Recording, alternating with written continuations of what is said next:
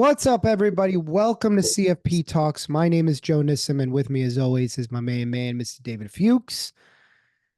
David, we just finished up talking about uh, one of the biggest reasons why people fail the exam, where they underestimate the exam. And you made the point of, well, one, underestimating the how much would be tested. But you said something absolutely brilliant that I just want to talk about in this video, which is I just didn't think it would be that hard. And I think that this is the absolute when somebody says this, I'm like, that's the kiss of death. Because hmm now you're just saying to yourself, I don't want to study something that's hard because I'm scared and I'm scared that's going to take me forever to learn or I won't learn it at all. And it's a lot easier for me to kind of just think about it as they won't test that. That's too hard. If I can't get it, nobody else is going to get it. Well, like hell they can. And one of the things that I say to students all the time, and I said this in your group, is the CFP can test anything that they want. If it's on those topics, and even if they haven't tested it in a long time, doesn't mean that they can't test it on your test. So you might hear things like, "Oh, they don't test taxes that hard, or they don't test the state that hard." Guess what? On your exam, yeah, may be the exam that they choose to test that hard. Yeah, that I just want to say is one of the dumbest questions I ever get. And I'm sorry if you've asked me that before. I'm not personally offending you, but when people say like, "Oh, what was one of the topics that you got the most?" or like, "What did you find that they asked a lot?" or which topic came up the most? That is has nothing to do with anything moving forward, specifically your exam. Yep. So, because who knows? You don't know and that's on any exam, honestly, any of these FINRA or like financial services exams. But when I get the question that, I'm always like, honestly, like I don't even remember. But even if I did remember, it literally is completely irrelevant to you. Yep. And you know what I call this? The 1 inch phenomenon. You got 1 inch, David, not in the good way. You got 1 inch in the bad way. Why am I calling this? So you got 1 inch? Because when the material went 1 inch deeper, you were so fucking fucked that you had no idea what they were talking about. And this is right, right. I memorized the Q bank. Oh, I did Dalton. So when I saw this, the wording screwed me up. The wording didn't screw you up. You really didn't understand the topics and you studied at a surface level because in your head, that thing in the back of your head that went, it's not going to be that hard.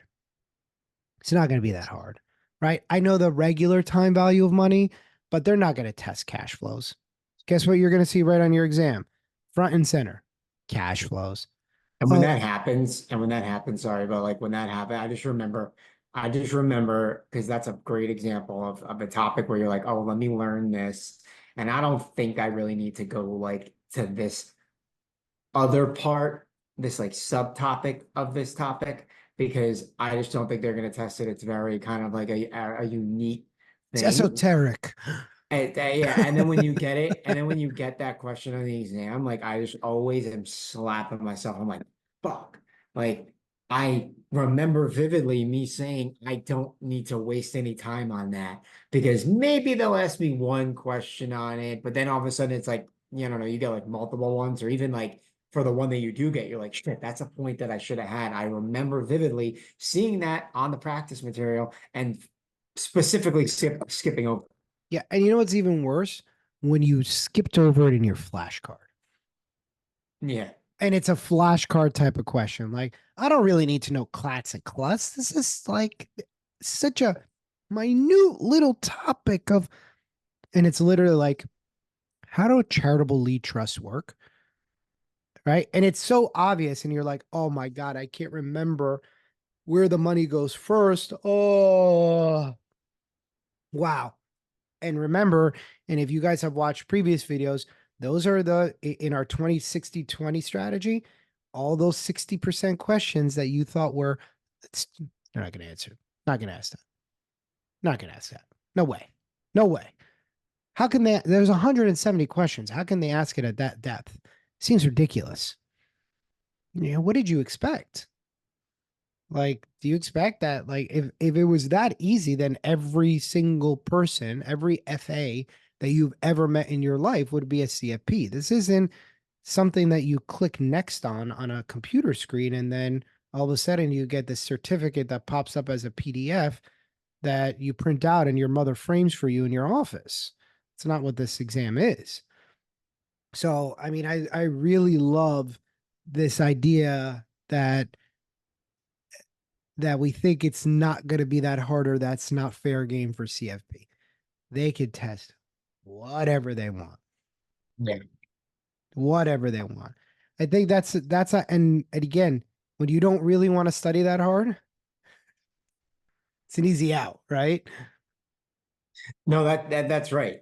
Exactly. I've obviously fallen victim to that. I'm totally guilty of doing that. I specifically remember going through certain topics and saying, you know, it's getting kind of late. I'm kind of hungry. I kind of want to get to bed, or I want to do this, I want to do that. There's one extra topic, or there's another thing I got to do. And I'm like, you know what? It's an easy out for me to say, you know what, I doubt they're going to test on that. And even if they do, it's probably not going to be a huge part of the exam. And even if they do, I'll somehow figure it out because I have all this other knowledge in my head. And that, yeah, that was definitely something that I have done in the past on exams. I definitely the first time I took the CFP, and that is just it's just a very regrettable thing because it's something that's in your control that you can easily be on top of, but it's the kind of I would combine it with like laziness, procrastination, and just impulse to want to do other fun stuff that's going to prevent you from doing that. And that, we'll get into a whole episode on like, you've got to stick to your plan, you got to be disciplined, you got to make sure that you're getting your shit done before you go do all the fun stuff. But it all ties in together. Right. Yeah, it's a very important mentality to go in there with, which is if it's in the material, they can test it. And it's not your job as the candidate to decide what's going to be tested and not. You don't get to make Mhm. that call. The CFP board makes that call. The test writers make that call of what's going to be tested and not tested. And here's the thing is even on test day, there's multiple versions of the exam. So if you think you're going to be Right. cute and smart and go, I'll take it the last day and listen what everybody else has to say, and then I'll kind of study that the couple days before. Guess what? You're probably getting a completely different exam. And that is that another goes back to when people ask you like, oh, what did they test the most? Or what topics would you say to focus on that you felt they were, got difficult with, or topics that they didn't really test that I shouldn't really even really focus on. And then it's the same thing with, oh, I'm taking my test in 5 days. You took yours today. Can you tell me what questions I should be looking out for? Any specific things? Like the Yeah. whole thing. I remember, so I was I in, ethics questions. That's what you should be looking out for. yeah, like but but I remember Uh, specifically in our group, in my group with you, it was yeah. three of us, and one of the guys, we had the same exact test because we both were going through, we called each other after and we were talking, we're like, oh, did you get this question? What'd you put for that one? Did you get that one? What'd you put for that one? And like we 100% had the same exam. If we didn't have the same exam, I would say 75 to 80% of the questions were the same. The third person in our group didn't get any of the questions that we were going over. So it's completely random on what exam you're going to get, what questions you're going to get. So that is definitely a piece of advice for you guys that are going to take it in November. Doesn't matter. It's completely random. I would not bank on asking other people, what questions did you get? What areas would you focus on? Because it's not going to help you at all. Right. I agree. So, as always, everybody, we hope that you found this information helpful.